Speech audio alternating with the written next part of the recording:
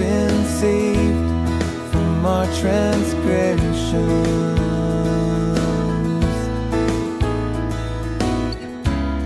He gives us grace so we can stand.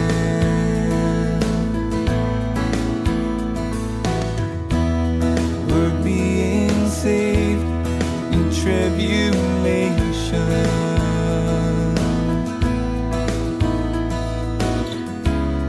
He will deliver us again.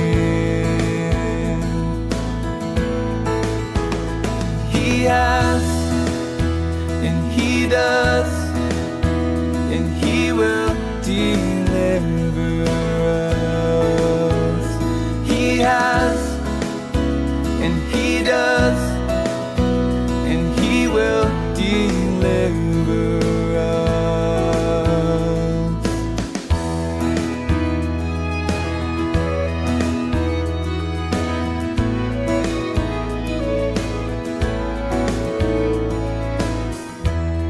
He sent His arm to come and save us,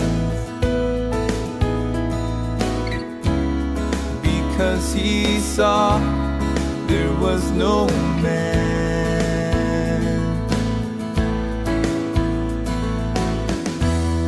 He sends His Spirit to empower us.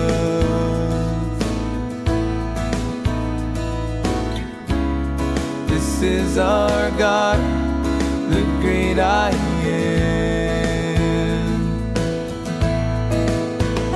He has, and He does, and He will deliver us. He has, and He does, and He will deliver us. Let the thirsty come to Him and drink, and keep on drinking. Let all who ask be given bread, be filled again.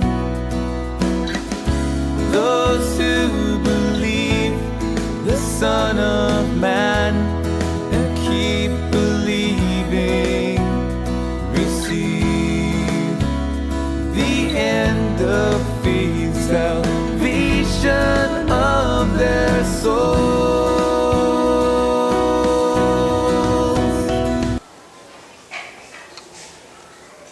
This is Grace in 8, and I'm going to take apart today what's going to probably end up to be eight-minute messages. The understanding of what we should not judge in another believer. I'm going to use Romans chapter 14 as the foundational text for this message. And from Romans 14, we'll travel to some scriptures, but for the most part, we're going to talk about what will not send you to hell. We're going to talk about how not to judge what you think God might judge. The problems with judgment is that we know this much about a life. If that, God has seen the entire life. God sees the beginning, He sees the end, He knew what was before, and He knows what comes after. We, as a body of Christians, know so little about heaven. I know there's a lot of people out there who have said, I've been to heaven and I've seen heaven. They may have been, but they don't understand. Because only that understanding, or that understanding only comes once you're there. Now, this teaching, as I've told you before, not perfect. We're going to have interruptions, we're going to have sounds. Some people forget to turn off their cell phones, some don't. But that's part of life. Life is not perfection, and God's not looking for perfection. God looks for a person who will place their trust in Him and Him alone, and find their way in Him and Him alone, without regard to the judgment of what men may say or what men may judge you for. There's a whole list of what people call sins which are not truly against anybody other than God. Whatever you want to do as a sin will never be against me. Nor it can be against somebody else if that wrong hurts somebody else. But that ultimate wrong you do will always be something that you've done against God and either His command or His nature or your thinking. So I start with Matthew chapter 7. And I start here because the things that are easy to be understood should be understood.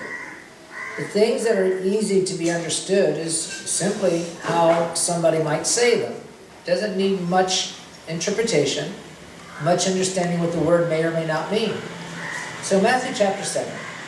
If you have a book, open it. If not, don't. If you think you know what this is, you don't. And so I'm going to lay the foundation, and this is more than a message that I can do in 1 hour. But wherever it stops, it stops. But this is about nothing in itself is unclean. And I don't know, we might change the title later, who knows. But Jesus says, judge not, that you be not judged. Now, those are simple words. But yet, in today's church world, many judgments come on topics that really have no bearing on our relationship with God or the relationship that we have in Christ towards God or His Spirit living in our lives. Let's take the hot topic in America, gay marriage. Whether 2 women or 2 men want to be married. It's none of your business if that happens, and neither is it to you to judge it. Well, look at what the law of God says. Well, if you're going to live by that one law, you're going to have to live by every single law, and I know that none of you who judge these issues can do that. That's what Paul said. If you're going to live by one law, you better live them all.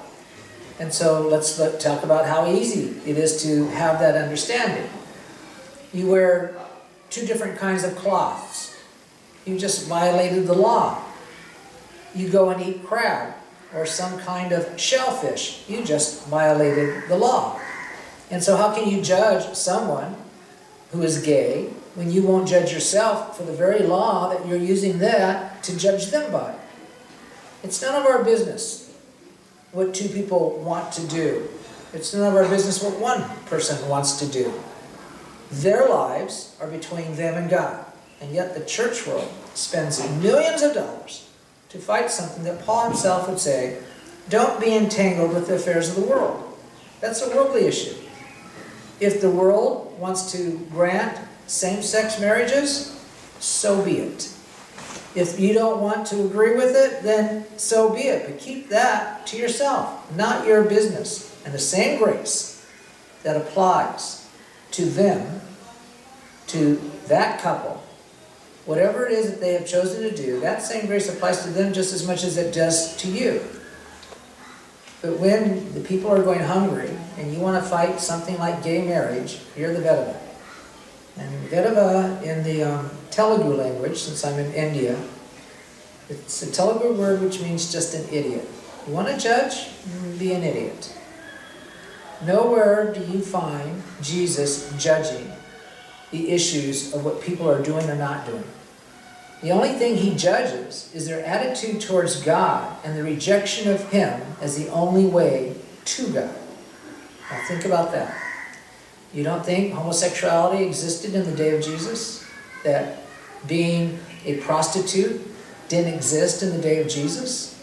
That drinking didn't exist in the day of Jesus? That they didn't have pornography on DVD, but live pornography, you don't think that existed in the day of Jesus?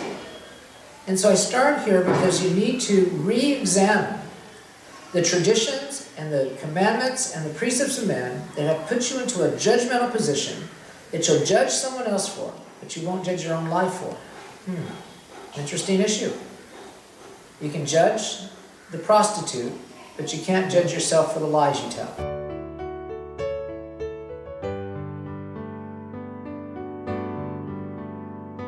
I read that verse and I shook my head. I'd rather go my own way instead. Hate what is evil, cling to what is good. Love my enemies like I should. Bless those who persecute and do not curse. Oh, can't we just ignore that verse? Sometimes I'm so weak that I won't even seek. If in our weakness He is strong, then He must be strong in me. Oh, how I long for the strength to be living the love He has born in me. Oh Lord, be strong in me.